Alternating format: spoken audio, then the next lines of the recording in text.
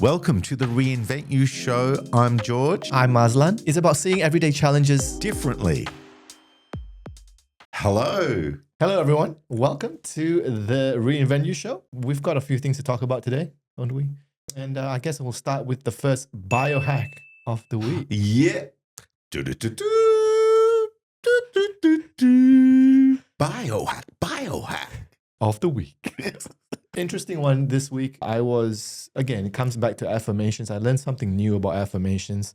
What I've learned was if you guys are doing affirmations or if you're into the habit of positive self-talk, one of the things I do quite a bit is, when I go for my walks in the morning and I do affirmations. And the other day I felt like I wanted so badly to be able to buy my family, to have the freedom to travel the world in business class whenever I wanted to. And I felt like that was something that I don't have.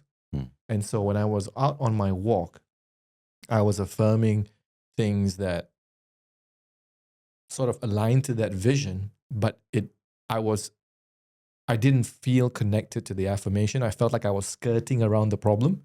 And one thing I found that really worked was validating how you felt. So I went, instead of saying, I'm in an aeroplane, I'm in a business class, and skirt around the problem, I addressed the problem directly and I went, look, I don't have the ability to travel right now in business class whenever I want to, and that's okay. And then I went on, there are people in my life who could do it, and it's definitely possible. It's not like I want to go to the moon. So what you do then is you keep moving up the scale, the emotional scale. And once you reach a place where you're feeling life is great, that's when you affirm, because then you can connect to the possibility. That's a good biohack right there. Bam. That's what I've learned this week. Shazam. Shazam! But to this week's topic, it's about learning. Yes. Oh, gosh. All right. Well, you and we're addicted to learning. Oh, I love it. Yeah. So we're we're early adopters on tech. We're nosy. We don't mind. We're not afraid of breaking things in learning things. Yeah. I think half the battle is not being afraid of making mistakes, right? But what I do know from my own history is that when you are in the habit of learning, it's like a muscle. The brain is used to entertaining new information, looking for new patterns, formulating conclusions from those new patterns, new assumptions.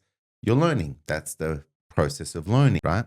But if you slow that down, if you start to avoid challenging situations where there's new information and new things to discover and adapt to, hence the learning process, your brain actually starts to fatigue if you're put into a position where you need to learn, because it hasn't exercised that gathering new information and having to update itself. It starts to fatigue. So if you notice that you're trying to learn something, but you're yawning, you're getting tired, you're getting distracted, and you have a very short concentration span on learning something new, it could be a combination of it's not interesting enough. Someone's obliging you to learn it. So the brain goes, I don't want to. So I get the handbrake on that, Yeah. But if you are passionate about something and you're finding yourself still not, absorbing and getting tired too quickly, I think there's a real legitimate journey there to keep pushing yourself daily to get used to learning again. Right? Would you advocate for changing the topic, maybe finding something else that you're interested in and then learning? Because I find when I force myself to learn about video editing, there are days when I go, I don't want to learn this. Yeah, I know. And so I don't feel like it. And then I change to something else. And I pivoted to cooking smash burgers because I felt that's interesting. And the fatigue left me straight away. And I was hooked for what seemed like 5 minutes was actually 1.5 hours of me perfecting the recipe, which is bizarre. So I thought would you advocate for that though? But if, say you're a kid at school or somebody who's doing a thesis, you can't pivot. So then do you take a break? No, I know. That's really interesting because I think that we've touched on this before. If you don't have enough meaningfulness in what you're learning about, Yeah. you can create meaning. So often in the past when I've had clients or students who, like, I remember I had an Asian eye doctor, right? And he had to do a specialist exam to become a specialist. And it would change his life because your income triples and you just go to another level. But oh my gosh, the level of stress, like it's seriously mental health kind of jeopardy in the medical faculty. Trying to reach those upper levels are intense, right? Now he was a biohack type of a guy, and he perfected his systems of study and everything, but his brain was rebelling.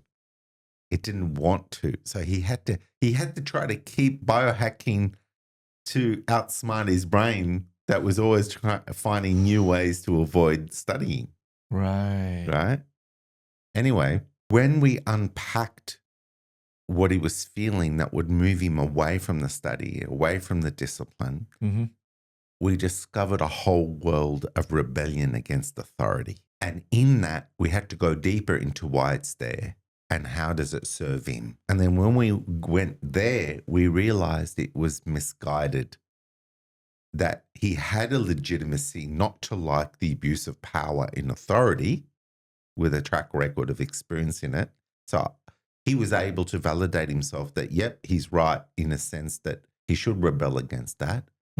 But then he was able to look at the bigger picture of, is this serving him in this situation, given that the payoff of discipline to really, make an effort, what difference will it make in his life? And it was so big and so huge. But it wasn't just about money. It was about the difference he could make to the culture of the medical field, because there was a lot of arrogance in the upper echelon of specialists looking down on others, making that hard for them because it was made hard for them.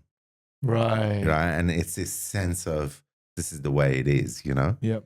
And he is just such a caring guy that he just wanted to be a leader to improve and remove the toxicity in the dynamic of bringing in new doctors and making them feel better supported, rather this abusive, weird dynamic. Once he connected to that strong purpose, it shifted him into being able to commit to study more. I could use this for my skits because I'm having trouble with that too. But yeah, so having that purpose is interesting. So coming back to that doctor, what do you mean when he says he's how is his rebellion connected to his studying or his hatred for study? Because the people who were going to test and pass him were a part of the Problem. establishment, Right. that were unfair.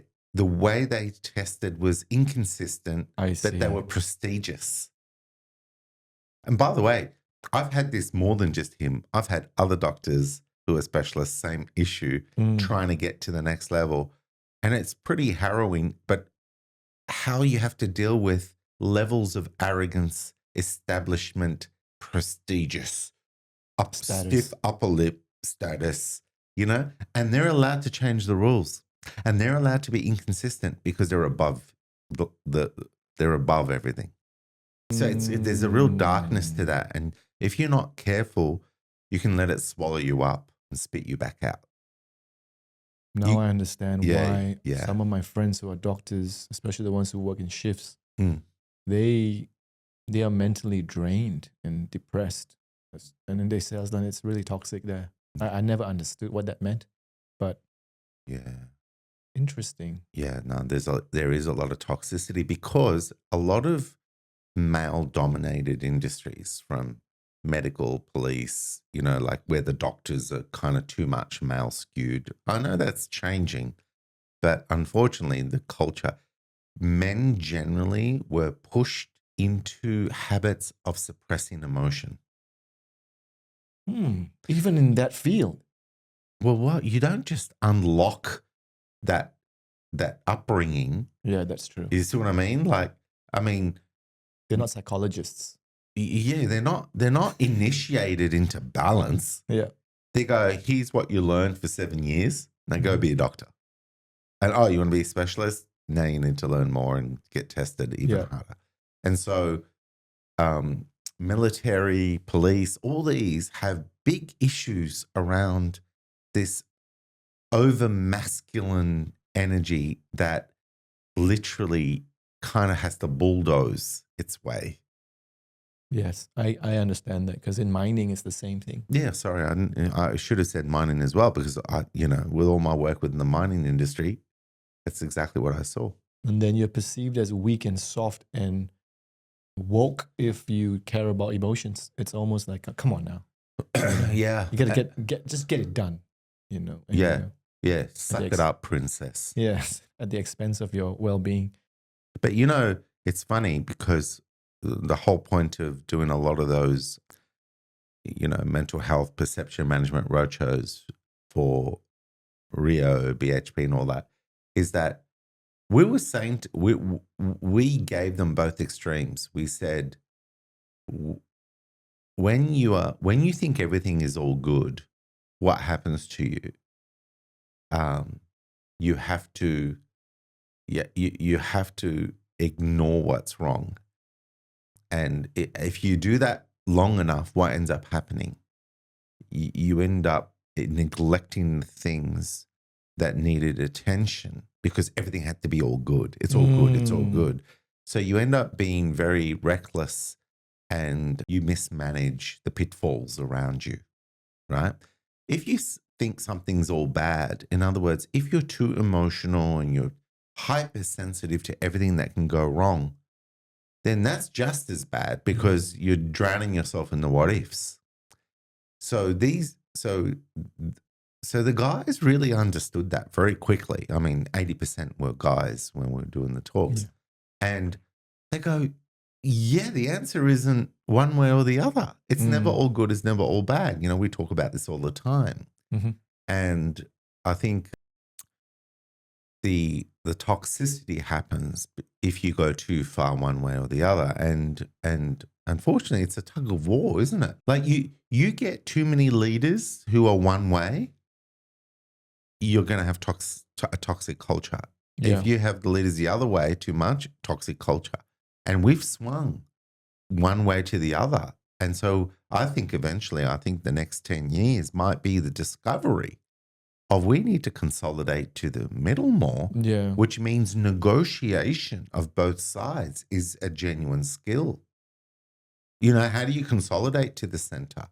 You need to know how to communicate and how to represent each side. Each side belongs in a representation, that nothing is all good and nothing's all bad. So therefore, what are we going to do about that? Well, we're going to notice what's bad, and we're going to notice what's good that can address it. Yeah. So, sounds like middle management is going to have a fun time in the next 10 years. Because, you're right. I mean, we do see that quite a bit as well. Like, with people now at the lower levels, and some upper management will have unrealistic expectations and that brute force sort of just get it done. And then middle management is sort of in between the two, going, okay, how do I meet these expectations without burning them all out, and listening to my team and then feeding that back up to, it's very interesting. Oh my gosh, we're talking about learning, but I'll tell you what I learned. When we did this for a culture recently overseas, right? This is what I learned. The upper management executive team, they were that brute force, just get it done. The middle management, they were more I have children that I wanted to raise away from the hard parenting that I was raised with, right? Which made them too soft. So now the middle management, in a world where they are conditioned to keep their seniors happy, but they've also traumatized to keep their below management and staff happy. Traumatized? Yeah, because they were parented too hard. And there's a part of them that rebels against being hard for their children growing up. So they got softer, right? But the problem is that too much softness is not the answer either. So now you've raised children that are don't have enough personal agency. They don't have enough resilience. So then they cut and run. They just go, well, I don't care. My life's been good thanks to you. So what's happened is middle management are rescuers. They're the padding between the hard scene, just get it done, and the lower staff that don't care. They'll just go find another job. Right. At a young age, they had a nice car thanks to their parents. Yeah. They driving a BMW to work, right? And while middle management are not buying the more expensive cars because they're too busy caring about providing everything for their children. You see the dilemma? Yep. So I think what has to happen is that the middle has to come to balance and hold the top and the bottom accountable to come to the balance as well. That's a whole 5-hour topic that I would love to explore at some stage, because let's do it. For a series, what would we call that series? That would be an excellent one, because I'm trying to figure out what is expected from middle management, because I'm probably going to evolve to that stage, and I'm trying to understand what that role means. And you're right. There is that level of shielding that happens currently from my observation. Yeah. And so don't worry, you guys just keep going, and and people, because it's so nice now at the bottom. Yeah. Everybody wants to move sideways, but not up, because we call it a poison chalice. Yeah. When you go up to those levels, you get made redundant easily. So that's really interesting. Yeah, it's a poison chalice. Move sideways, don't go up. And because no one wants to be a hard, cold, just get it done. We don't care. But I'll tell you what. Being hard has value. When someone says, I don't care, find a way, suddenly you find a way. Yes, I have to agree with that. Then you look at that person and go, my gosh, you knew there's always a way. So there's a lot of wisdom in the hardness of not tolerating excuses and blame. I can't because I've got like 5 excuses and 3 blames to stop me innovating another way. Yeah. Do you know what I mean? Like that is weak, right? So but when you're too hard, this is the litmus test, right? When you're dealing with someone who says, I don't care, find a way, you go, all right, this is how far I got. This is what I did. This is how far I got with what we could do. And right now we don't have more time. Is there anything you want to contribute in how this can get done to get us to the deadline that you really want us to meet? Right? Now, when that hard-nosed dude that pushed you to innovate goes, it's like, So you want me to innovate, which is fine. I acknowledge that's an important process. Where are you at in that journey?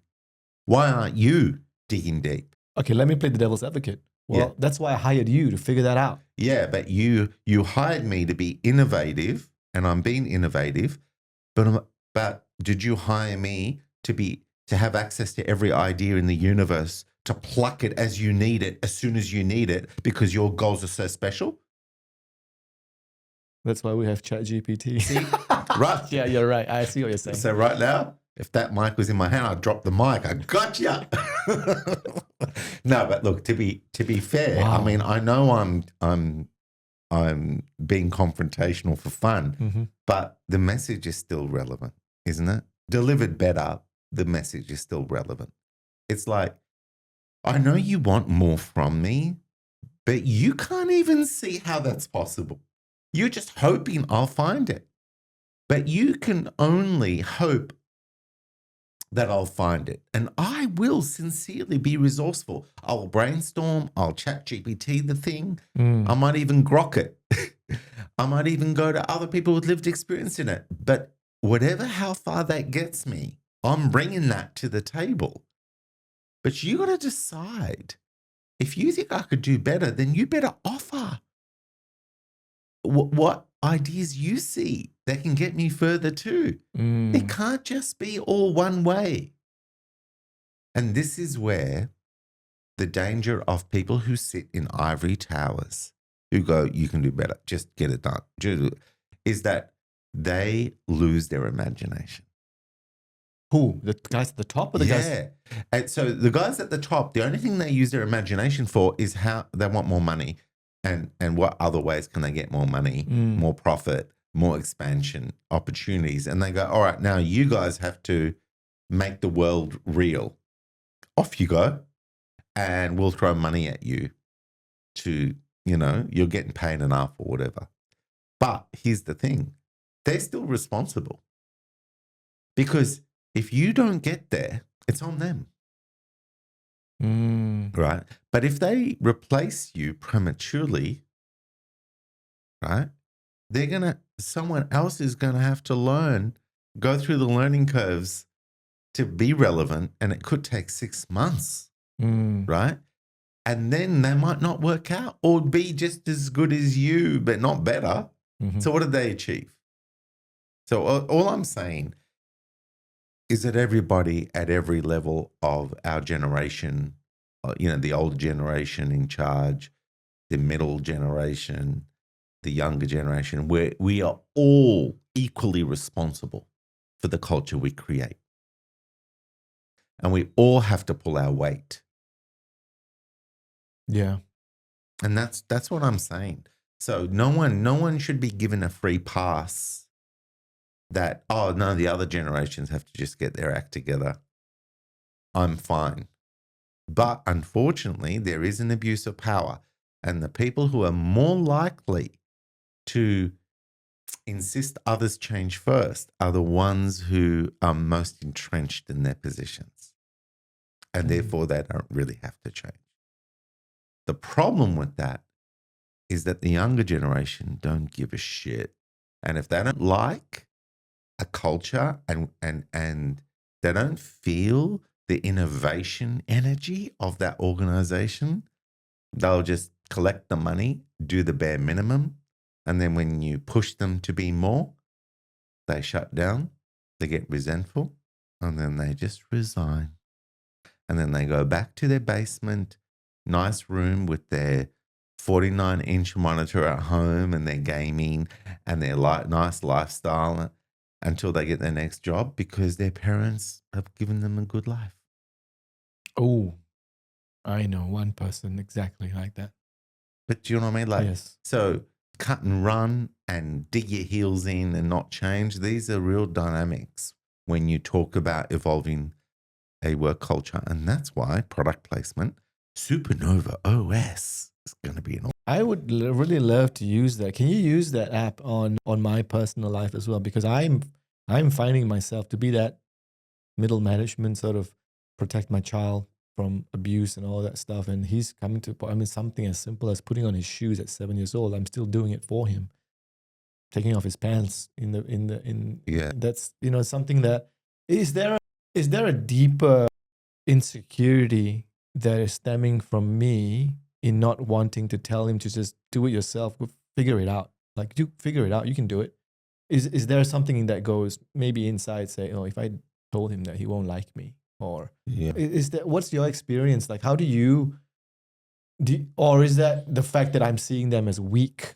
Because this applies to staff as well, right? If you see that person as weak, then you'll do everything. Because my son has autism, so every single excuse I can find out of the world. See, I'm just reflecting now. Is I'll do it for him. Yeah, no, you what? Whatever it is. Yeah. So I think there is more to that, and I think I want to explore that. There's a lot to learn, but we're talking about learning, right? Yeah, there's a lot to learn. It's like, is in life, should you ever, ever, ever stop learning? No way. No way. No way. And where is your pain? Because where your pain exists is where the learning must begin. Oh, I need to think about that a bit more. Yeah. So the pain of, I want my child to tie their own shoelaces because I don't want him to feel weak or slow when he's smarter than that. You know, it's like when a bird grows its wings, like it doesn't know its wings are there until it's in free fall. So it's like you as a parent have to tune in and see where the child has developed, but it doesn't know how capable it is yet. So then you create timely testing so that they discover that capability through that testing. And then they get excited because then they calibrate that ability that they've discovered thanks to you being a parent into their everyday to do more, you know? Like there was a stage for your son where he could tie his shoelaces, but he didn't know, right?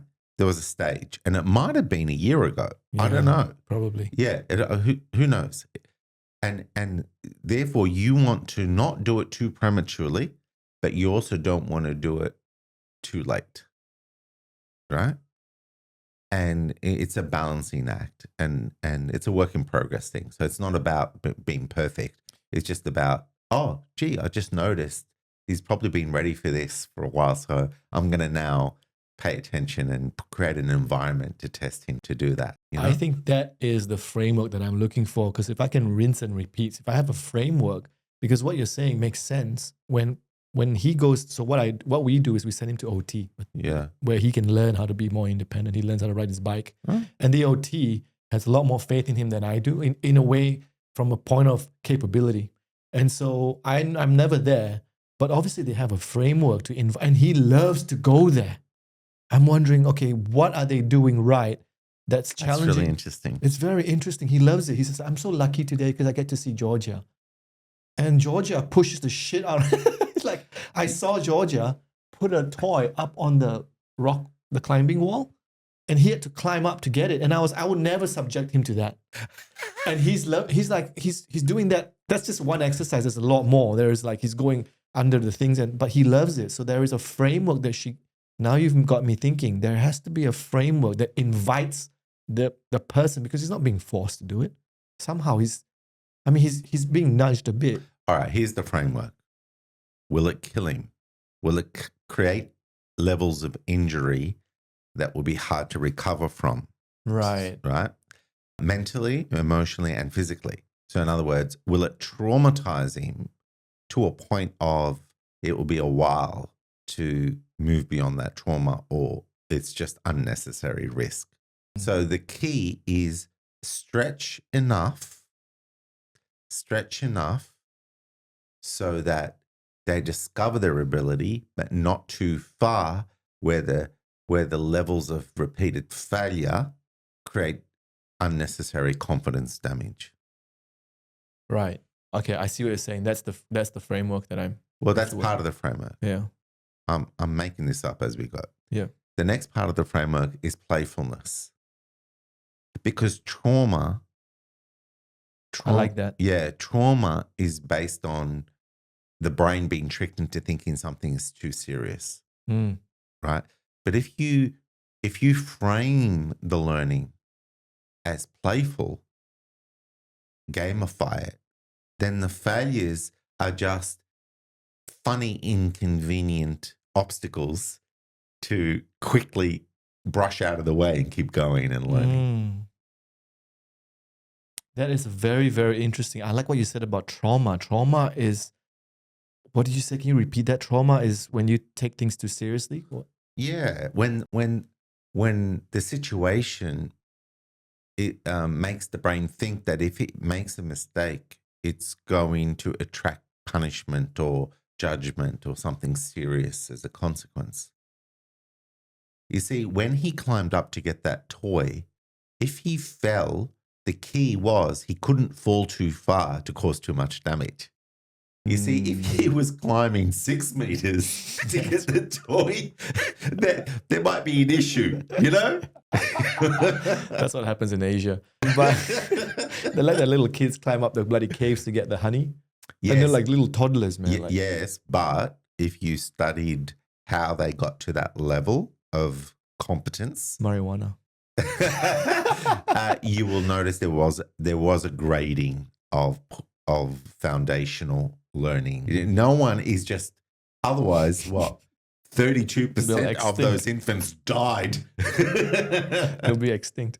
No, that's very true. So yes, I was always afraid that I was going to traumatize him with anxiety and with, and so that has been my thing and so that's why when you said that, I connected with that comment, because that's one of my biggest fears for him, is traumatizing him to play the piano, because in Play the piano. in Asian cultures, you are forced to play the piano. Yeah. And I hated that. There's a rebel in me that goes, I'm never going to get my son to play the piano because I don't want him to go through the same shit any other Asian child did. And look what, so you play the piano, you all still don't even have a job. So what? So like my wife and me, we battle a lot on this topic. Yeah. And I don't want that trauma for him. But then now with his autism, I'm thinking, ooh, music is probably a good idea. Now I want him to play the piano, but I have to figure out a playful way. So I'm trying to search for playful teachers on how to get him started into. So yeah, playfulness plays a role in learning. For me, it works as well. Key. Yeah. And being able to have that runway to make mistakes. So I'm building, what we've done is we've got a failure board. And last week he failed quite spectacularly in a way that he did something and it caused a dish to fall on the floor. And so he said, yeah, I failed. And I said, okay, so let's complete the failure. Let's complete the cycle. What could you have done differently so that it didn't fall? And he said, oh, maybe I shouldn't have done this. And I said, you think that's I think that's a good idea. And then I gave him another idea and he went, yeah, let's do that. And then we completed the fail and we went to the board and we struck a 1 there. And then we celebrated the event. So I've got that failure thing happening, but the trauma in my mind to protect him from trauma is what's stopping me from asking to tie his shoes. So it's very interesting that it all maps down to how you learn and how you promote learning. You know? And the other thing with learning framework is you look at, well, what are you learning, and if you were to deconstruct the outcome of knowing something and having skills to do it, you would then make it bite-sized. You with me? Yes. So if you look at tying a shoelace, it's really about the dexterity is half the issue. So it's about how can I get him to practice maneuvering a lace around his fingers and in between his fingers in a way that he eventually just feels confident with it. It's less about tying the shoelace and it's more about just doing the first thing over and well and go, oh. And if he knows that it's going to go to, he's going to be able to tie his own shoelace, but you're really patient with him and you're just getting him to learn the first part that's going to get him there. And then you praise him for it and make it sound like a big deal that what he's doing and what he's practicing is going to be rewarded, because the next thing he does, maybe 4 or 5 things, next thing you know, he's actually tied his shoelace. And the elation that comes from him tying his own shoelace, the pride, it's like that again, except dad is creating that environment as well, not just the OT. That's a skill, isn't it? It's almost like a parenting skill where you have to, it's very, very, I feel very motivated now because learning as an adult as well takes a bit of courage. Maybe it's not different as an adult. Yeah, you're right.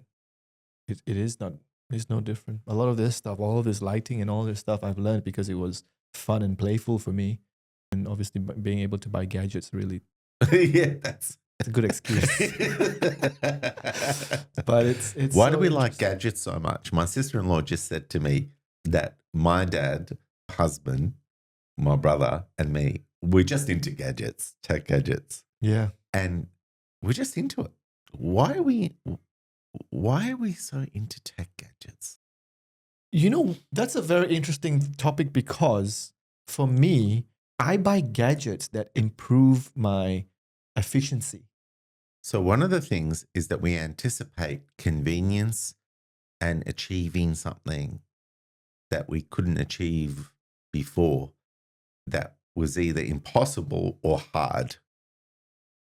Right? Yes. Or slightly cumbersome. So for example, like true convenience. Like, slightly cumbersome. It's really interesting because when I bought my MacBook Pro, yeah, the only reason why I wanted to get the MacBook Pros because it came with a head jack and an SD card so that I could edit my videos when I was traveling, which I'm planning to do Can you this believe year. this guy? There's got to be more to it than that. Well, the power Well, of it, I reckon they tipped it over. they tipped it over, yes. Yeah, but there was obviously a lot more other things. There was a lot more other things. It will help me with my skits as well. There's this new thing on the MacBook Pro where you can connect your phone, and from your phone you can record a skit, right? And you can drag and drop the photos from your phone. Like literally, your phone will be on the screen. You can just drag the photos onto your machine, and it's seamless. So the transfer of files. So now I can edit my shorts. So I was thinking, for me, That's cool. yeah, it's pretty cool. But that's because your purpose is strong, just to streamline production of your skits. Efficiency. Strong purpose makes learning so much easier. And point and shoot is what I always say. It's like you gotta go, like all of this is so easy for me now because I've bought all of the cables. All I have to do is just put all of this away. And then when I want to do it, just bring it out, shoot, done. Make it as simple, I love it, as dumb as possible. And that helps me with my learning, you know, and my. So all the learning is about how to need less learning. In other words, we want A to B to be streamlined and easy, and so we can get on to the next thing. Yeah, so we can get on to the next thing. Yeah, we want adventure, we want expansion, we want growth, new experiences. We don't want to be stuck doing the same thing over and over. That's so important. I feel that whenever I feel like I don't want to learn, I always have to go deep and go, why? Why don't I want to learn this? So like, for example, doing my skits, my skits is very funny. I have a love-hate relationship with it. Like, why am I loathing this? Oh, because I have to put my camera here. I got to do this. I got to put the lighting. And so I go, okay, what can I do to solve that problem to make it so that I don't have that problem anymore? And then I got all of this. And then I'll go, okay, there's still a bit of a block here. What's next? And to me, that's inspired learning because I truly want to understand what's that little nugget in there that I can shift. And one step at a time, it gets easier and easier and easier to the point where you go, there's nothing stopping me now. I can do it. Let's go. Yeah. And then you learn, you know, and then you learn more. It's almost like evolving your learning. Once you've done that, then you go, oh, maybe I want to change my style a bit more. And it's inspired learning, you know. Inspired learning. It's like inspired action versus forced learning. So yeah, it's about finding that sweet spot. So one thing that I find really interesting now is the use of AI in learning. Yeah. Because my learning was capped by what I knew and my lived experience. Yeah. And right now I'm writing like paragraphs and paragraphs of like an essay to ChatGPT and Grok just to get a very, very specific and concise view of what is it here that I'm missing? Yeah. You know? Do you know, remember I was saying to you off air that, let's talk about learning. And I mentioned Replit, which is a AI application building product software, which sounds great, doesn't it? Like, oh my gosh, you can just have a conversation with AI about what application you want to build and it will build it for you. Oh, yeah. But that comes with a slippery slope because the AI application builder wings it. It just goes off and it just tries to deal with what's in front of it without a full, comprehensive, critical thinking, holistic approach to a problem. So often there's a difference between best practice, how do you problem solve in an integrative way so that you're always considering the ramifications on what you do to the greater whole of all the parts. I understand what you're saying. Yeah, exactly. Because then if you do a patch job or a hack job, you will fix one thing and break 6, 7 other things. And boy, did I learn that the hard way with this AI freaking application builder. So then first of all, it was sinking me. It was sinking. And my problem is that I got excited initially, built it out, started to make progress, and then I got carried away and started to add more features because I thought this is great, not knowing that the schema, the database, it was doing fundamental mistakes like not building the database to fully align with the schema, to fully align with the workflows. It was creating temporary storage, mock data. It was literally just Winging it. left winging and it right. all over the place, and this thing was a mess. And so this is the other thing. Learning. I learned the hard way, you could say. There was a bit of trauma there because imagine spending 4 or 5 hours getting nowhere, like sinking. But what it did was that pain, it made me dig deeper. You know what I ended up doing? I ended up taking what it was doing, taking it to Grok, taking it to ChatGPT, and then bringing their advice into the AI applicator to get it to learn. But then I was learning from them. I was learning what they were seeing that it wasn't seeing. And then eventually, after that phase, I then dug deeper into what is the architecture in an application? What is the journey between building a database with columns and fields and the schema that bridges that to workflows? And how does it all interconnect and flow? I had to learn that because if I'm going to build a complex application, I have to understand that world. Otherwise, I will not. You see, the AI is your wingman or wingwoman. That's, or wingday. Wing day. Wing them. Wing them. That's a good skill. But the power, the central drive is you. You have to keep it there because the danger is because the AI can be eloquent. Yeah. Because it's designed to instill confidence in you to keep using it because it makes them money. See? Great. Yes, let's build it. Oh, do you want me to build this for you? Do you want me to? It's like it's trying to get you to use it more and more. So it ropes you in to expand the scope prematurely before you get the basic core functionality right. That's the danger. It's the danger, but it's also you're getting swept up by something that sounds intelligent. So the brain gets tricked into over trusting. So what I'm saying is that when we're learning, sometimes we're going to learn badly. Sometimes there's going to be stuff we don't know, like this situation for me, and I'm going to hit the wall. And when I hit the wall, I have to decide what I want to do from that point. And it was my curiosity, my humility to go, how can I be resourceful to understand why I hit the wall? And then slowly start to understand what was wrong about my thinking, my assumptions. What didn't I know? What didn't I know I didn't know that I'm now starting to have to know? And I think that our resilience is really important in learning because sometimes life isn't perfect. That framework that we just talked about, for your son, for parenting, sometimes life will throw curveballs at you and the framework won't support you, and then you're left with, but I thought I was going to avoid this, but it's happened. And I think we have to be stronger than thinking we're fully safe in any framework. We have to have almost like an underlying framework that deals with the unfairness and the unpredictability of life to throw curveballs at us. Yeah. So learning is also about learning how to get out of very deep holes where our attempts to learn failed.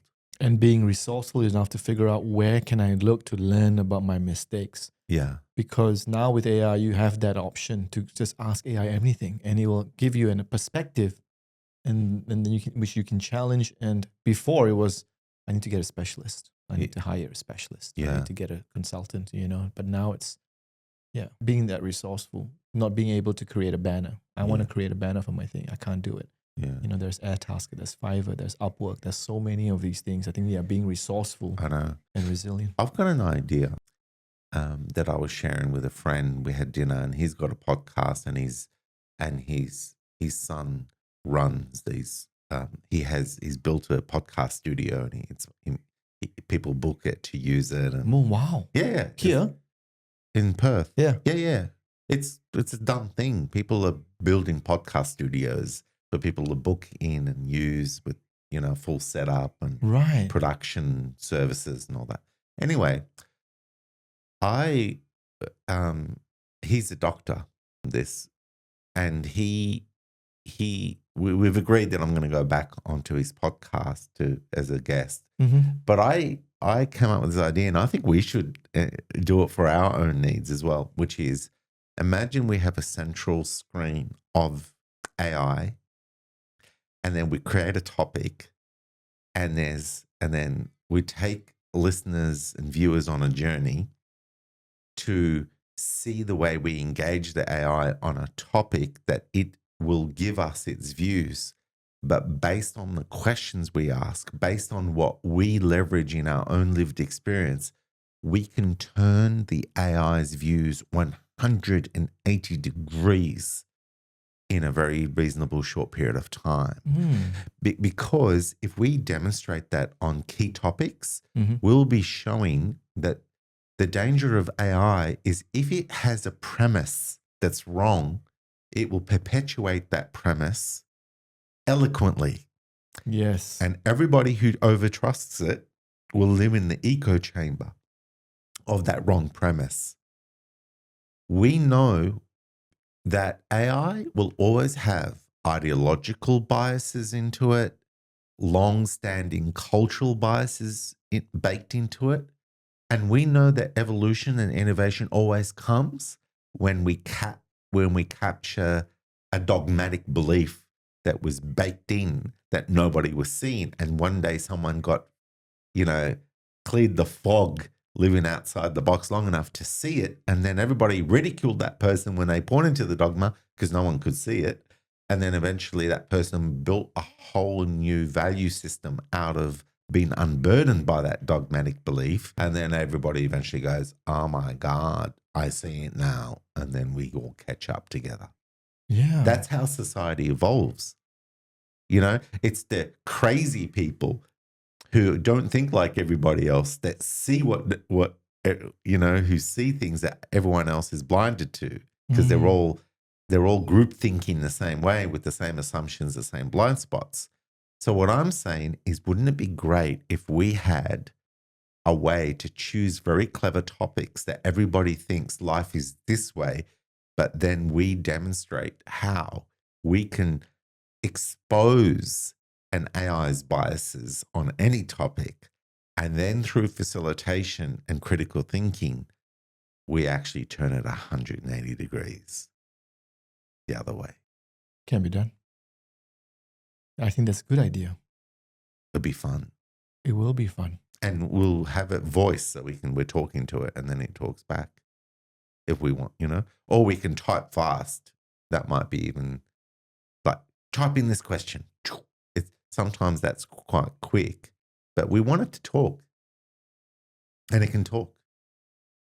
Was it Grok or ChatGPT? Maybe we experiment and change it around over time. Okay, we can explore this after the podcast, because I think I have what I need to make it happen now. Of course you do. Yeah, because I already know I can do screen captures and we can, this mic, the computer is listening to this mic, so we can issue commands.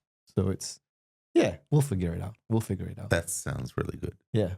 But anyway, where were we? We were talking about learning and AI. Yes. One thing that I really feel capped about AI is the fact that I can only ask it 3 questions a day. And that's where I go, oh man, I got to subscribe. And do I really want to use this?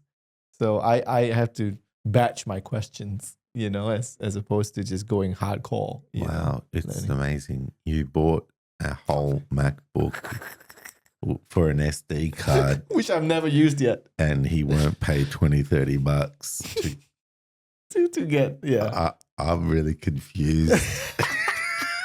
Don't judge me. Oh, no, Too late. Yeah. Too late. Yeah, okay, I get the point. I get what you're trying to say. But hang on, that's really interesting, because I know we all have weird nuances around what we don't like spending money on. Do you know what I mean? Yeah. And sometimes we wake up to, why am I skimping on this, on that, when there's so much value on you know, that would make it a no-brainer. That happens to me a lot. It's Seriously. really weird how the brain goes. Like, I would never spend 10 grand on a trip with my friends to somewhere like Bangkok. But, you know, give me a nice Marvel trading card, I'll buy it. And it's a piece of cardboard. There's no Yeah, but that's experience. investment. Yeah, but that's what my brain tells me. You know, and that's what I used to argue with my wife. But there's that value proposition. Where is it in your value chain? And if it's high, then you're going to get it. No doubt about it. Just like the new Wi-Fi router that I just bought this morning. But yeah, it's very interesting that we do that to ourselves. Yeah, like we get upset because we wasted $5 here or $10 there on something. Yet we've just burnt $1,000 on something that really is inconsequential, and we don't bat an eyelid on that. Like, it's very strange. Our relationship with money is very strange. It's probably our relationship with what we perceive as value. I think that's really it, isn't it? It is. And that's the cause of a lot of relationship rifts as well. I had one, anyway, this is where we're diverging from. Well, technically it's still learning because one thing that I saw is when you buy something massive in a relationship, like let's cost 4 or 5 grand, right? Yeah. And if you don't consult the other person and at least warn them that it's coming, or that at least, you know, give them the benefit of the doubt to say, hey, I want to do this, and this is why I think it's going to help me. Yeah. And I always tie it back to either like an improvement in the family or my improvement. Value. Yeah, value. Where's the value? It's not something that I buy because I feel like I want to get it just for fun. Because I'm I bored. want to fit in. Yeah, no. It's always got to do, because I always push until I really need it, and then I see a value in it and I buy it. But sometimes it's a big purchase, you know, and warning them, because I have another person who's close to me who's just recently got into a fight because they bought a new electric guitar without consulting the partner. But how many electric guitars do they have? They have 0. Oh, but they've got everything else in the house. They've got a piano. They've got all sorts of but tools. you got to finish the studio and the instruments. It needs to be complete. I don't see what the problem is. I know some people who have got 11 guitars and they're addicted to, but they just need this other one because of the sound it creates. But this is the catch, though. Yeah. Do they make their wives or their partners feel like they should skimp on everything, and then suddenly there's a new guitar in the house? So, so that was where it was like, hey, I'm trying to save dollars and cents here by, you know, recycling the plastic bottles and all that, and then you come in with this $4,000. That would be infuriating. Yes. So this person was like, no, but then I want to learn music. You know, I feel like I'm at this point now where, you know, I feel pulled towards electric guitar. I've done the normal guitar. I've done this. I've done that. This is the next level of my evolution. Yeah. So he obviously sees value in that, but that value wasn't communicated.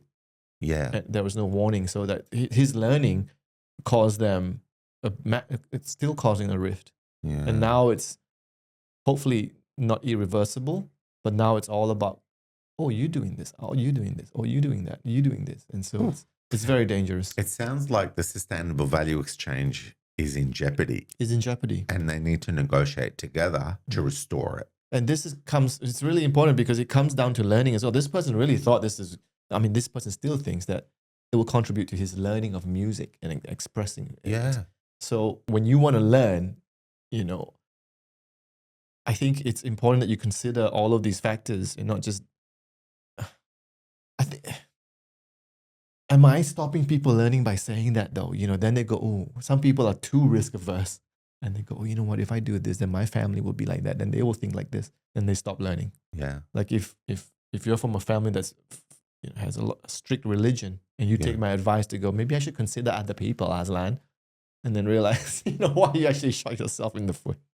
And you go, Mom will never approve of this. You know, the gays are the devil. I'm not supposed to read all this new age stuff, you know. So just ignore what I just said. But all I'm saying is, if you're trying to learn something new, and if it's a big financial investment, just let people around you know, especially your partner, that you're going to be investing in it. And so what are you learning now? I want to know from a learning perspective. I've got a few, but what are you excited about learning right now? Can you divulge that on the podcast? Is there anything that excites you now that you're learning about? I must admit that Replit thing has got me excited about.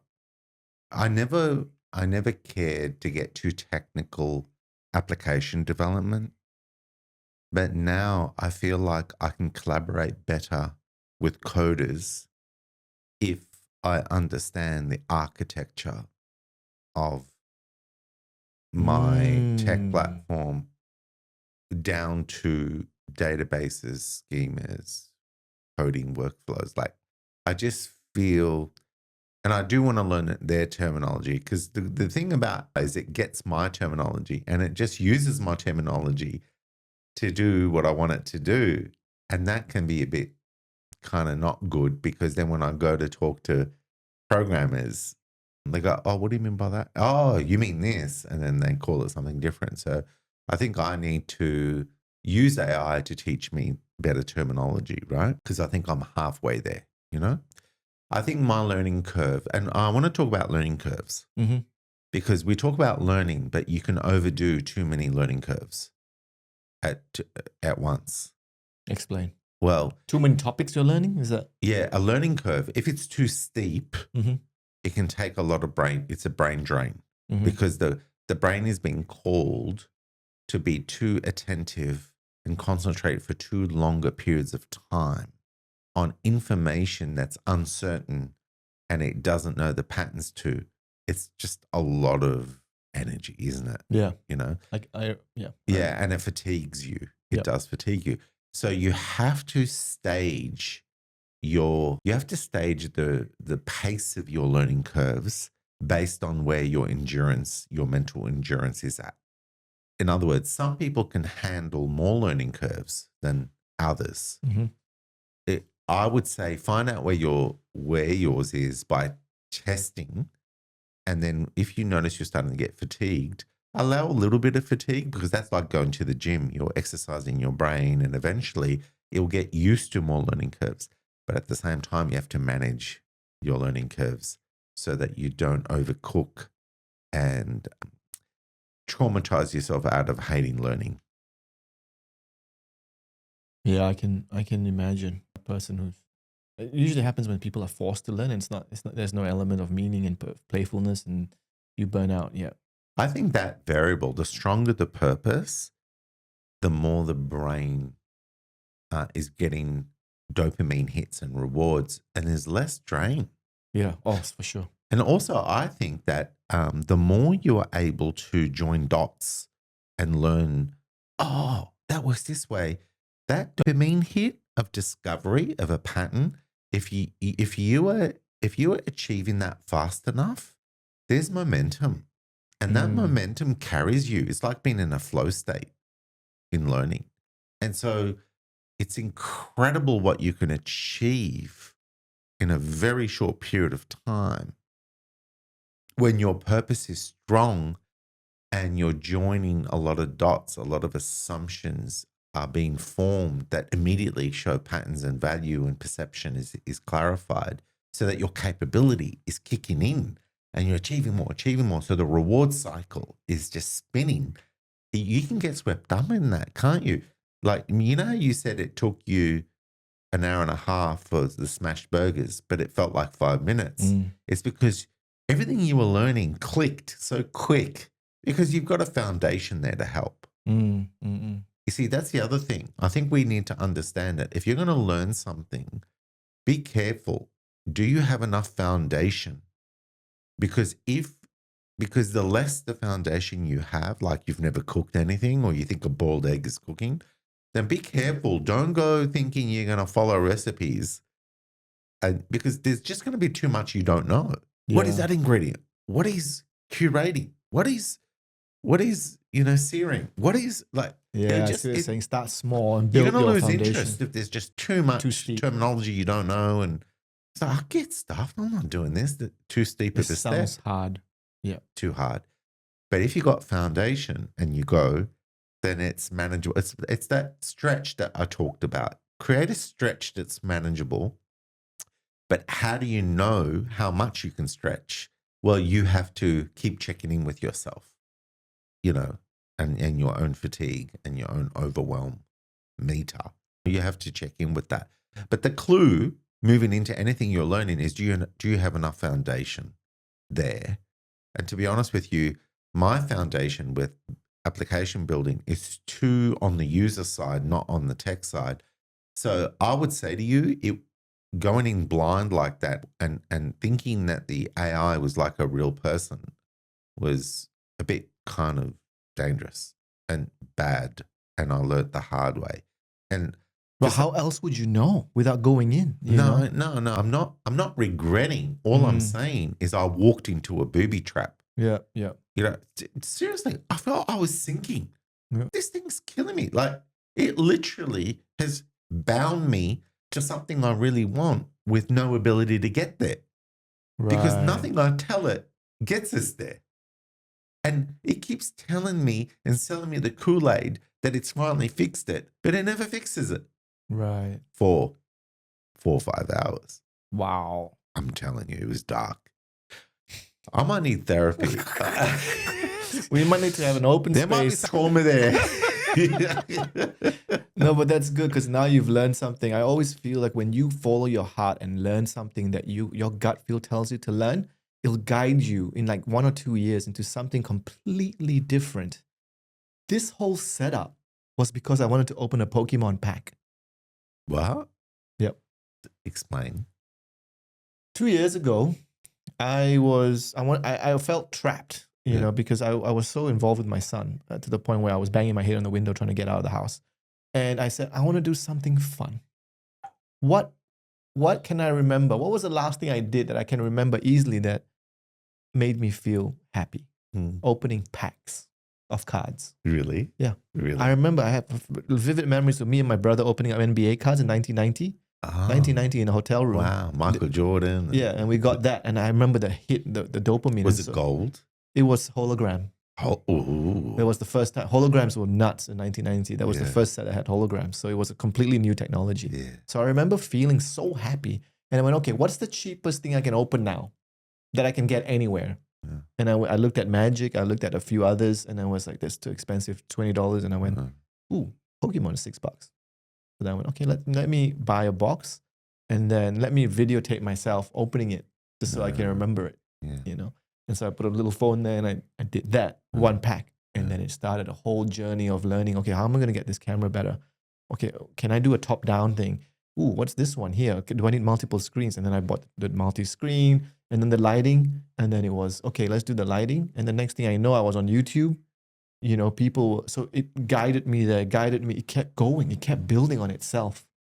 And like you said, the foundation became so easy that if you said, Azlan, set up a podcast, it was a no-brainer to me because it was so easy. I knew everything. I know, that's brilliant. But I think what's exciting for me, for you, is where is this going to take you in 1 or 2 years? Where is this going? Because you have a genuine interest in doing this. I know. No one's telling you to do this. So what is George going to be up to in 2 years? You know, You see, it's going to be so interesting. You know, it's interesting. Like, I love movies, okay? And you can call it an escape, but I just love films. Yeah. And my dilemma is it's not easy to find a good film sometimes. You know what I mean? Like, I'm worried that I'm going to end up watching a film and it's going to just take an hour and a half, 2 hours of my life. And I don't know how to stop watching. There's only been 2-3 films in my entire life that I didn't finish. Right. There must be really bad films. I want to know what those films are. I know. And I don't know whether they were bad. I think they were bad, but I don't know whether they were bad and it coincided with me being not in the right mood to suffer anything. And therefore I bailed on them. So I don't want to name them because I feel like I'd be unfairly, you know, I'm not an authority on films are subjective. You know, and therefore I think I was in a weird place and I couldn't tolerate it. I felt like I was dying on the inside. Gosh. Continuing to watch this movie. It was terrible. Anyway, it happened about 3 times in my life. But the point is, I love movies and I love the fact that because I've always had a fantasy of being a film director in my life at some stage because Because remember I said to you at uni, I did TV, but we also did film, and I directed the major TV drama. And I noticed that I actually love doing it. I love converting visually a script into reality, scene. shooting with angles. And I found it easy to do. And we got an A plus in our major project of our entire university degree came down to the most expensive part and the most important part of it, which was the biggest production of the final year. And I directed it, and we got an A plus Wow. because the team was amazing, and I just found it easy to direct, right? So I had this thing lit in me to be a film director, right? So I love films and I love film direction. And where was I going with this? I was talking about where you're going to be in the next 1 or 2 years.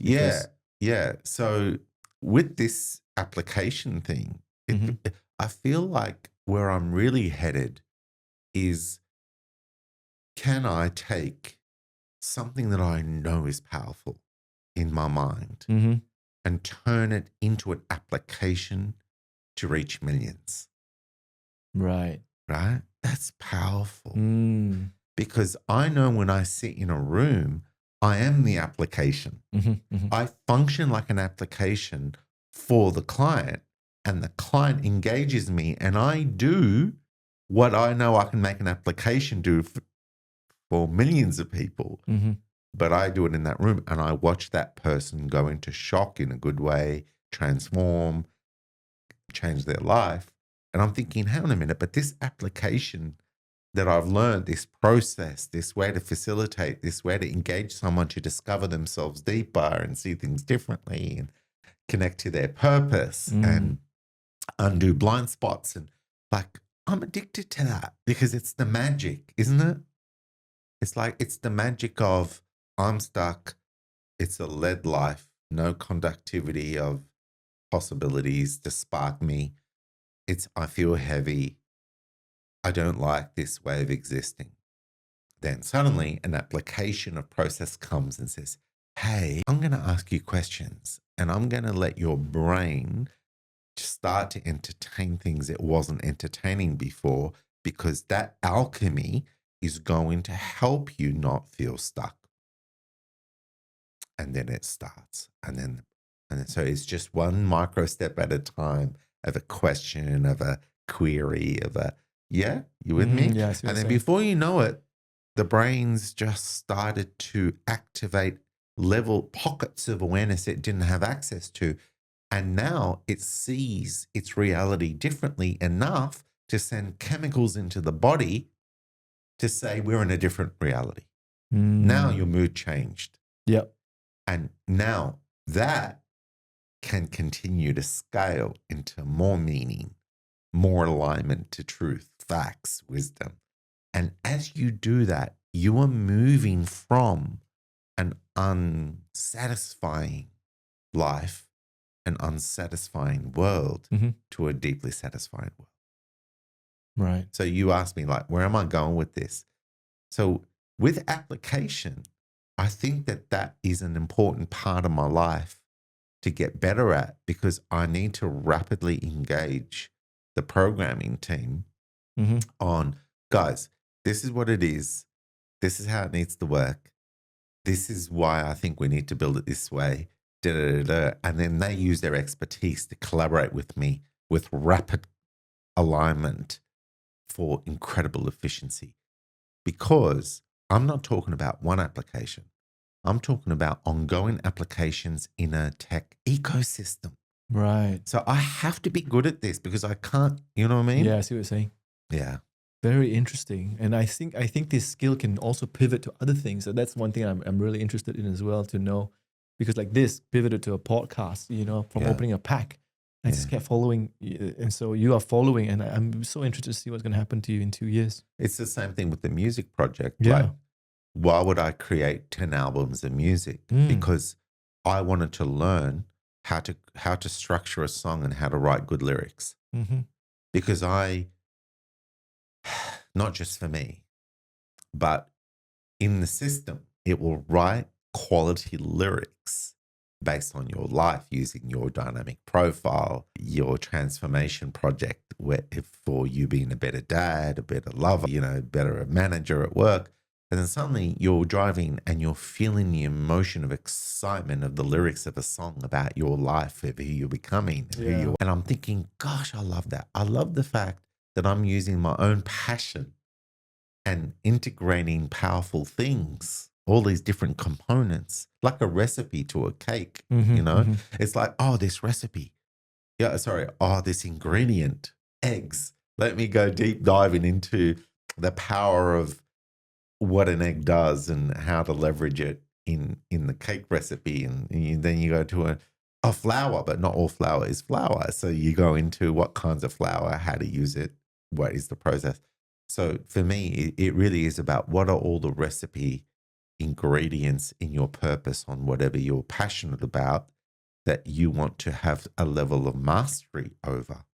And I think this ties back to our learning because maybe we need to learn how to learn to accelerate mastering enough of the ingredients to lead us to our purpose cake. I like how you just tie that all together. That is spot on. Some people don't know how to learn because they see it as a daunting task. But also, we were ripped off in the education system. Well, you were forced to learn. Because, and not just that, we weren't taught to learn how to learn. Yeah. We were only taught to learn with too much emphasis on rote learning. So it's like, remember this information so we can do a test later. Yep. Yep. Memorize this, memorize that. In other words, we tell you what knowledge is. We tell you, and you got to remember it.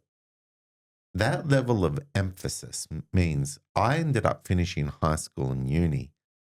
Even uni tried to help me out of that, but it kind of only partially got me there. Significantly, it got me to start to think for myself, but I was afraid to think for myself because I thought everybody outside of me who was an expert, who wrote books, was the expert, right? So you come back to this situation and you go, your child, okay? They're equal to everyone on the planet.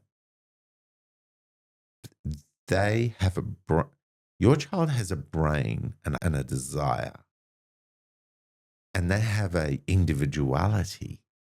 They have a right to actually innovate and find their own way to do things.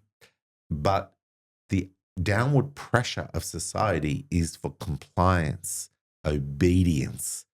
This is absolute reality. Do what you're told. Now, my dilemma is that that's only half the story, but we're treating it like the full story. In other words, we should learn knowledge. We should learn what works. So we're leveraging all the wisdom of people who work things out, right? But what if we treated it as that's half? Other half is me, my innovation, my imagination, what I decide I want to do with it, where I choose to take it, what I discover, and what I contribute to be the future other half of the story of my work, my legacy, my contribution. Where it's like we're operating as freaking drones. It's like I'm a child. Let me download the software programs of reality spit it out. and let me just, spit it out as consistent outcomes. Where's our individuality in that? There's none. And that's why I think we rebel. Yeah. And I think our younger generation doesn't have a very good tolerance for that anymore. Yeah. But our biggest problem with our youngest generation is they don't have tolerance for it, but we're not giving them the skills to address it. So there's a helplessness there. Do you know what I mean? Mm-hmm. Like they're rebelling, and I don't mind. I think their rebellion is justified. But what are you going to do about it? You can't just rebel from something you don't like. You have to go deep into yourself and find the power that justified your rebellion to then create a reality where you own your journey and you're happy and you're confident and you're resilient. So it's a bit messy. No, isn't it? You got me thinking now about how do you learn? And all of those things you said, everybody has a different way in how they learn and what speaks to them when during that process. And I'm now curious about what is my son's process of learning, and what is, because he's, he's different, and what is, how do I like to learn? How does my partner like to learn? How do your kids like to learn? Now I'm going to start thinking about, wow, that's actually, because if you can unlock that in a person, if you understand how they like to learn, Yeah. oh my gosh, can you just imagine what it's going to unleash? I think I now know why I thought of learning as the topic, because while I was driving here, I was talking to Juliet, my sister-in-law, Mm-hmm. and they're going to go on a holiday to Lebanon for 4 weeks, Mm-hmm. right? And my lovely niece, Spirit, is going to have 8 days where she's away from school of that period, because she's got 3 weeks holidays in that period, Right. but she's going to miss out on 8 days. And so I said, hang on a minute. I actually wrote prompts that you copy paste into ChatGPT to force it to create a study room with 3 roles of personalities that accompany you in that thread to interact with: a teacher, a tutor, and a mentor. Right. Yeah. So then you say, hi, I'm a 14-year-old student. I just got the teacher's talking about algebra. I kind of understood it to this level, but I'm a bit confused. Can you help me better understand it? If she said this or she said that, or he's actually a screenshot of the board or the notes or whatever it was. Can you help me understand algebra better? Mm-hmm. And then the teacher then teaches you. The tutor gives you practical things to test your comprehension, and the mentor steps in when it notices that you're starting to get too hard on yourself and you're starting to doubt the learning. Now, the key to that learning is it's multidimensional. It's one teacher learns to articulate to you based on it knowing how you like to be explained, because you're actually telling it, what do you mean by that? How does that work? Can you give me a real example? Yep. So the teacher is now personal, because in a class, the teacher is broadcasting and there's very little interaction bar the 3-4 students that dare to ask a question. Yeah. Right? Everyone else is afraid to look dumb. But in an AI environment, you can ask as many questions as you want because it's safe. Yeah. You go, what do you mean by that? How does that work? And this AI will just hyper personalize and get you there through backwards and forwards. It's so clever. But then the tutor makes it practical, and then the mentor helps you with your own self-esteem, right? So learning is multidimensional. And the key to it is personalization. Yes. The more you make the learning personal, the more it's relevant to you to engage. Yes. If it's top-down, generic, it relies too much on you doing the heavy lifting to try to make it personal to you. Some people are better at it than others. And I think the onus on you is if you're in any situation, like if you're at an education seminar or whatever, you have to listen to what's being said and you go, all right, where can I relate to this already in my lived experience? You have to quickly join the dots, but you got to be careful because that guy's going to go to the next point and you're too busy contextualizing the relevance of that point. And then you've missed the next point and now you're behind the 8 ball. So it can be a bit tricky. What's good about videos, you can pause and, think it through and go, I get that now because I could see where I've lived it, already in different ways that I can relate to what that point was just made in this context. So it really is about, we put the onus on ourselves to make it personal, but we have to make learning personal because the personal is, where is the value for me? Where am I at with my struggles and my blind spots that I need to respect my blind spots, what I know and what I don't know, and what I don't know, I don't know. And if you give yourself a chance to tailor the learning to go to where you're at, not where you should be at. Yeah. There's nothing worse than being taught something as if you should know half of it already. Yeah. Oh my gosh, that frustrates me. Because then your brain just goes blank and it goes, oh my gosh, every freaking second sentence is using terminology I don't understand. Yeah. What's the point of me even bothering? And you're going to tap out. And I really feel sorry for kids who are in that situation where they've somehow missed certain pockets of terminology and concepts. And then a teacher comes top down and tries to give them the next concepts when they're barely hanging on by a thread to the initial concepts of the foundation that's needed. You just sparked this whole thing in me now that I'm going to investigate. Yeah.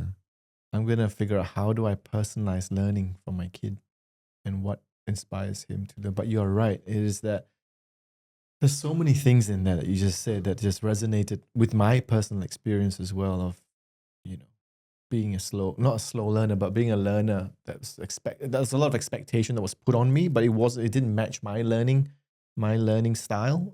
And I had to personalize it to unlock my true potential. Do you know that brings us full circle to a philosophical stance on humanity? We're equal. There is no such thing as naturally gifted. There is the illusion of naturally gifted because the person was allowed an environment where they could feel secure enough to make mistakes and therefore have an appetite for trial and error, which accelerates learning. Mm-hmm. And because they were given resources to niche in certain areas, they became great. Now, there are exceptions where, for some strange reason, the prodigy might be 6 years old and they play a piano like they're friggin' in a concert. And people go, how does a child that young play, a concerto, a Mozart concerto so eloquently with no level of journey to that?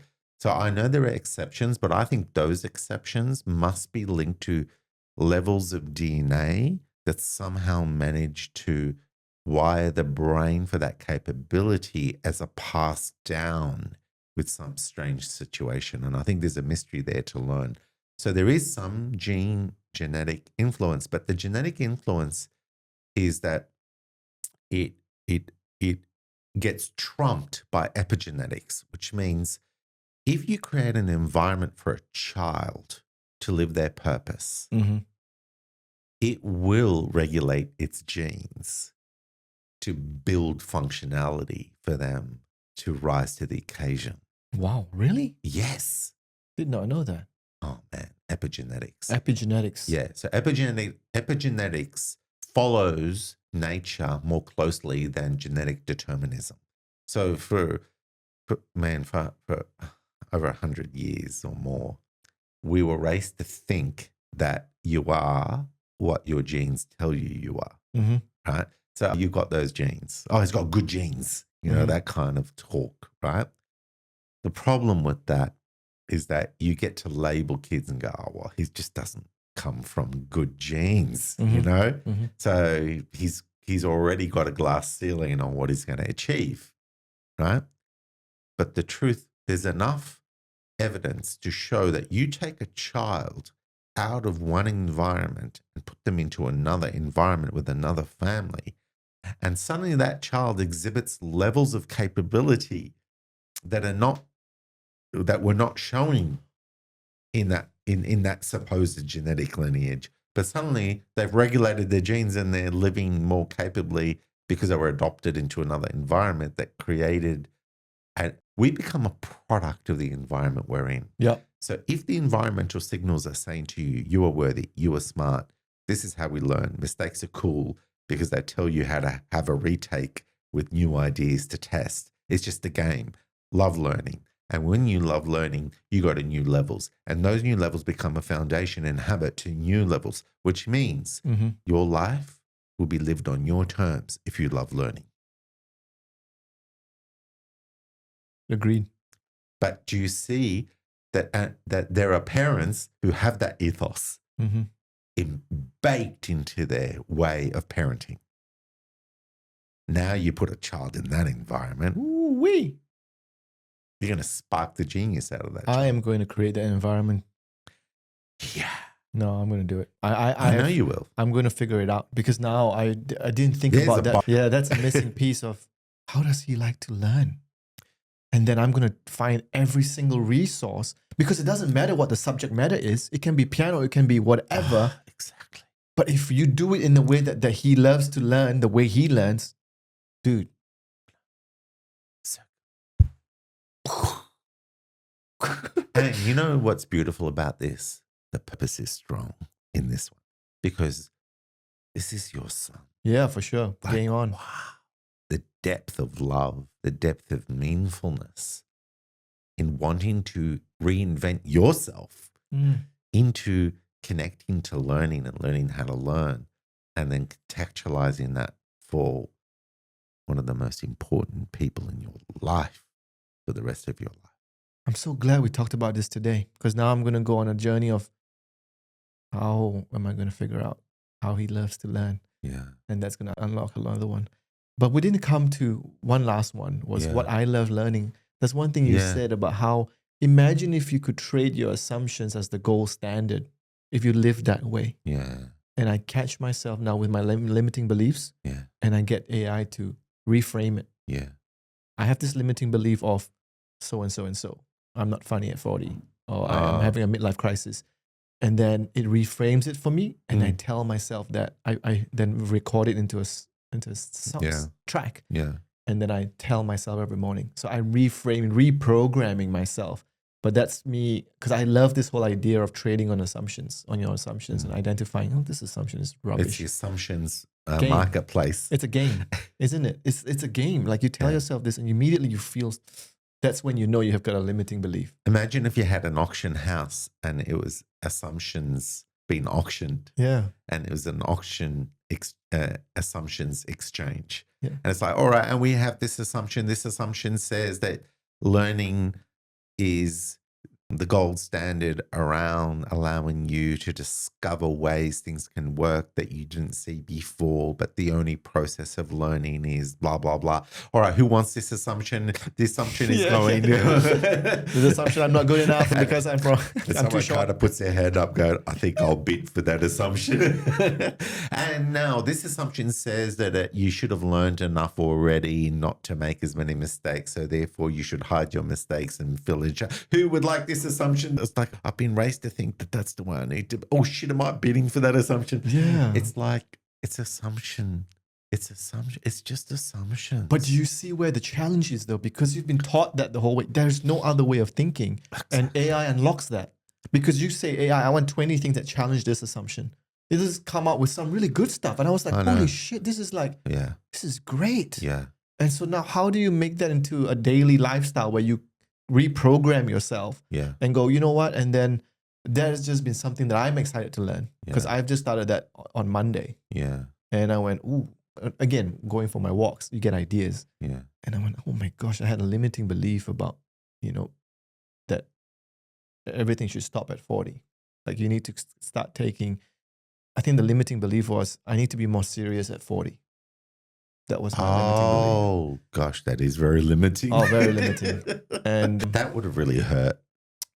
I'm still living with that limiting belief. I mean, it's only been about 8 months. But I think you need therapy for that, for sure. No, I'm on a journey now now I know the process. Hold the space. They hold the space for me.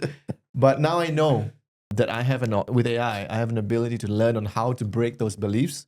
But now how to make it as part of my life is through my walks. And so I'm making effort into learning that a bit more. And that inspires me. And I feel there's a lot of purpose and meaning that will come out of that. So it's easy for me. Let me give you a biohack. When you walk, your brain generates brain cells. It generates brain cells? New brain cells. So my brain is getting bigger. So the act of walking intentionally with things that are important to you, you're using your brain's tendency to generate new brain cells, right, to direct them to serve new assumptions. So walking for purpose, walking for affirmations, customized, is really powerful because that rhythm of I'm going places is a physiological alignment to the mental and emotional new identity of who I'm going to be from where I'm walking to. Damn. That's crazy. And if you think about the biology, when you're walking, the brain goes, oh shit, we're going into new territory. We're probably going to have to learn shit to stay safe. So it then kicks in and says, we need our brain to have brain cells, more brain cells, because we're walking. Right. So people who walk are technically smarter. No, I'm kidding. The people who are poor, well, put it don't this have a way, car. they're definitely giving themselves a foundation to leverage. Whether they leverage it or not. Yeah, it's a different question. Yeah. Well, that's so interesting. I think that's, wow. Okay, now it's come full circle for me anyway. So thanks for bringing this up, George. You've literally got me onto a whole new path for my son right now. Like, I am so sparked by doing this because it doesn't matter anymore. So good. It doesn't matter anymore. It doesn't matter if it's drawing. It doesn't matter if it's... It doesn't. It doesn't. It doesn't matter. It's like you just unlocked that thing in my brain when... So on that, we'd like to call it a day for the podcast. I thought that was really useful. I hope you guys got as much of it from the podcast as I did. Thanks, George. Obviously, you're the main brain dump here for me anyway, for a different perspective. You offered a different perspective, which I didn't have before. Yeah, now but your insights and your relatability to it means that we keep this real. Like, I don't like theory. Sorry, I don't like to keep anything theoretical away from its direct application to experiential for true value. And this is why I like us bouncing off each other constantly on anything, because we want to migrate ideas into tangible value delivery. That's what we want. That can help everyone. Exactly. And by us sharing our own stories and examples personally and those around us, we just got to keep it real because, everybody can be given ideas, but where is the journey to apply? Application. We want to experience good ideas. We don't just want to be wondering about the fantasy of them being real. Yeah. I'm so excited. I'm genuinely excited. You can tell from my voice. But yeah, thanks. Because your purpose is strong. This is your son. I'm just so excited now. That's so good. I feel like I'm going to jump out of the window. But before I get the whole ABC crew up in my house. Luckily, it's... Oh, no, don't jump out of this window. Thanks for everyone for tuning in. We'll catch you guys the same time next week. Yeah. Ciao for now. Ciao for now. Thank you for joining the Reinvent You show. And remember, don't take yourself or life too seriously.